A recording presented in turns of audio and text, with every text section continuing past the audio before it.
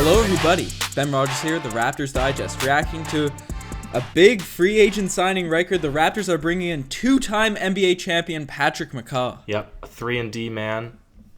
And I think most importantly, before we even get into this, what this really means is the absolute end of CJ Miles, right? This is it. CJ Miles' career is now over. He has no value. He has no trade stock on the Toronto Raptors, and they've now signed, through getting rid of Lorenzo Brown, a player to the 10th of CJ's contract, a player with more athleticism than CJ Miles, a better defensive ability than CJ Miles, and really this is the reason that they're bringing him in. So I first want to say, before we even get into who Patrick McCaw is, what he's all about, RIP CJ, I don't think you're rebounding from this. I think this is it for you. Your NBA career is done. You're going to have to start looking overseas. That might be a fair statement. We never know. Hopefully, maybe CJ can get... I'm sure he'll have another couple chances with the Raptors, but if he doesn't produce, this is definitely, I agree, Masai Ujiri's saying that we need another three...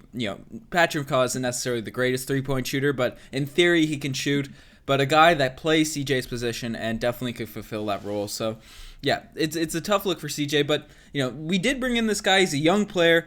What are your initial thoughts on just Patrick McCaw, the player, and how he'll fit with the Toronto Raptors? Well, to be honest with you, I don't know a lot about him, and this is the reason the news came out last night. Of course, the official news that he had signed to the Raptors immediately after he had been cut after only, I think, 3 games by the Cleveland Cavaliers. There's also an investigation into that, into the conduct of how that sort of all rolled out. But a young guy, 23 years old, played for the Golden State Warriors, 2 championships, as you mentioned. That's the reason I don't know a lot about him. I try to distance myself from that super team. They're always just kind of a sad to watch if you're a fan of literally anybody else in the NBA. But yeah, from on paper, he's below average, well below average. Only a handful of points per game at best, but he did have a couple of flares for the Warriors before he got injured, and that's sort of what's earned him at least a talking point in the NBA.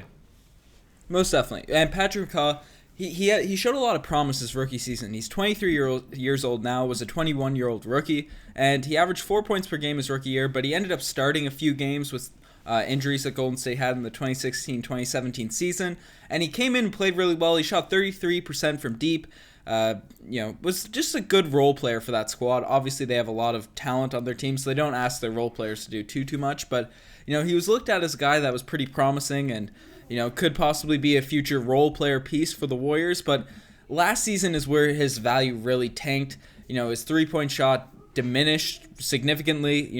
He shot 23% his second year, and he obviously had that scary injury at the hands of Vince Carter at the end of last year, which ended his disappointing season. So, it's kind of, his rookie year is very promising, but last year he kind of regressed a little bit. So it's going to be interesting to see if he gets run with the Toronto Raptors, and if he kind of reverts back to that more 3-and-D guy that we were talking at the beginning of the season, or the beginning of the podcast, or if he's kind of that shell of himself he was his second year. Yeah, well, luckily they've only retained him on around $800,000-$900,000 for the season. He was a second-round pick, eighth pick in the second round, so there's no expectations that he needs to perform in any certain way, right? You're still of the opinion that this will perhaps allow Chris Boucher to step up and have a little bit of run time. He does have, like we said, the promise. 2 seasons ago, had an 18-point game when he was a starter. He did start a handful of games, actually, for the Golden State Warriors. So he is a guy with playoff experience, so to say, and experience on a championship team, however much that can actually translate into a player of such insignificance. But what do you see this being?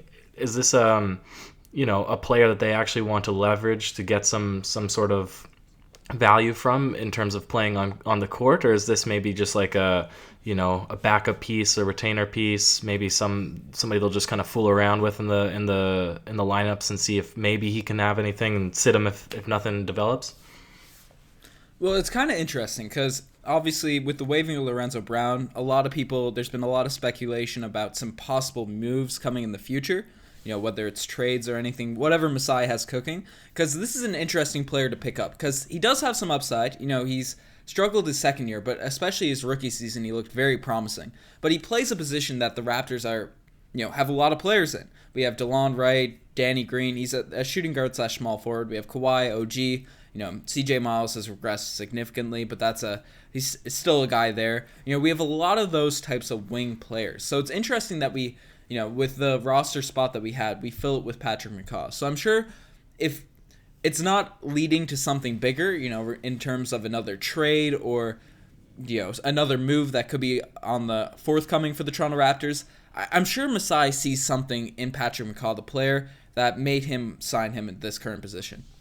Yeah, well, something was definitely going on because, as Woj reports, is that how you pronounce it? WJ? Woj? Woj. Yeah. There you go. As Woj reports, he was picked up immediately after he was dropped by the Cavaliers. So It seems like the Raptors were scheming. That wasn't a decision that they had to think about. They were right there. Mm-hmm. I can definitely see either side if they want to maybe package him up as a piece, right, in a trade with somebody like the Washington Wizards for Bradley Beal or somebody like the Atlanta Hawks for Jeremy Lin. We got to drop that podcast soon, by the way. Yeah.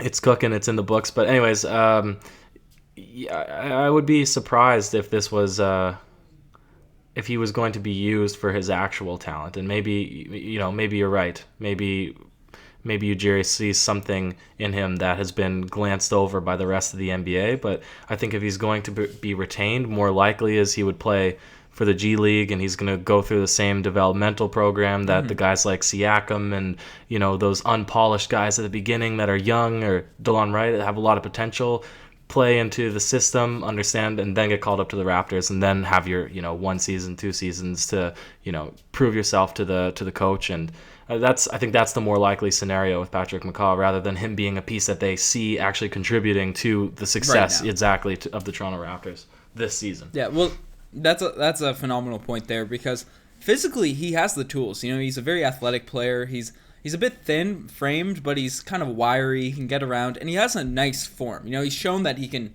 shoot the 3 ball. His rookie year he shot 1.7 attempts per game on 15 minutes per game. Obviously didn't play them all, but he's shown that he's capable of developing a consistent stroke, even if it's not there yet. And the Raptors development staff has shown that they've taken players, you mentioned it, Pascal Siakam, DeLon Wright, OG Anunoby, Norman Powell, guys that have kind of been looked over by the rest of the league, and turn them into very, very talented players. So maybe they see that potential in Patrick McCaw. Maybe, spend some time at the 905 with the Raptors development staff, and he could turn into the player that, a player that no one expects him to be. Yeah, no, that's absolutely right. And I'm at a loss now for what else is really the upside. Do you have in your research, did you get any more backstory on what this guy's from, where he's all about? He's a 6'7" shooting guard right now. He's played a lot for the Warriors. He's a 2-time NBA champion, Riker. 2-time. Every season he's been in the league, he's won a championship. So the Raptors can't destroy that streak this season. So maybe that's some luck that Masai Ujiri's pulling in. But it's a very interesting pickup, and I'm not sure if it's a reflection on the Raptors wanting to have more players developing, because that's what it looks like on the surface, or if it's another move is coming, because we have a lot of those wing players that could be used as trade assets. Obviously, we're not going to trade Patrick McCaw after we just signed him. That's not how contracts and all that work. But he's a 23-year-old who has a lot of upside and maybe could fill a role in the future. Yeah, no, absolutely. And maybe we'll leave it to you guys. What do you see the immediate future of Patrick McCaw on this team? Do you think that he's going to have a role? Are they going to try to use him as a 3-and-D guy coming off the bench? Are they going to use him as, same position maybe as Lorenzo Brown, a backup to a backup, if Norman Powell's having an off night? Whoever, put him in at the last 3 minutes of a game if we're up 20 or down 20. Or do you see him being benched for really the whole season, being put into the G League and working with him for a year or two and trying to develop his potential? I'm not sure. Yeah, go ahead. Yeah, another player this kind of affects, because he plays a very similar role to Malachi Richardson.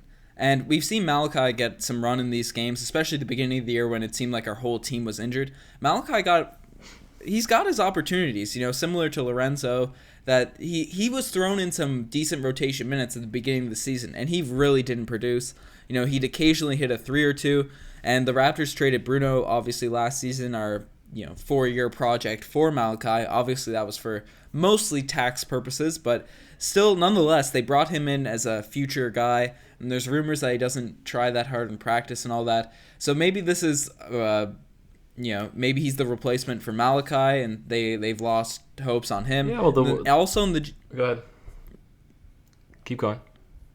Yeah, and also in the G League, we have Jordan Lloyd, who's a player that, is a 3-point specialist who has shown certain things, and they all play similar positions. So it's going to be interesting to see how he affects our other young prospects as well. But unlike Jordan Lloyd and Malachi Richardson, I think that this is the big piece. If the argument is around, should we play Patrick McCaw or will Patrick McCaw get played in actual games, is that Patrick McCaw, he has been not only a player for a championship team, blah, blah, blah, whatever, he's been a starter, right, for 20 games or whatever it has been in his 2 years. So he has, at least you can go and watch game tapes of what his IQ looks like when he's on the court with high IQ and high functioning basketball players that, the Golden State Warriors were. So unlike Malachi Richardson, where you can put him out in the burner minutes and he can hit a 3 or 2, and you still have that uncertainty, if we give him an elevated role, will his IQ deteriorate? Will he, become too antsy? Will he become too flustered with the pace of the game? Patrick McCaw, at least he's been in the situations, that the highest situation that you can possibly be in an NBA game, and even in the playoffs, and perform. So if they decide to keep him, that's definitely what they're considering. And we'll see. We'll see how this the whole thing develops. Yeah, it's always good to have some insurance that we know can at least contribute. Maybe not the highest level, but can contribute nonetheless. Anyways, you guys are the best for making it this far. Let us know what you guys think on this signing of Patrick McCaw. We're bringing in a 2-time NBA champion, so that's always exciting. Check out the Twitter, the Instagram, all that cool stuff. We'll keep you updated on all the reports and everything. Any last words, Ryker? Nope. Cheers.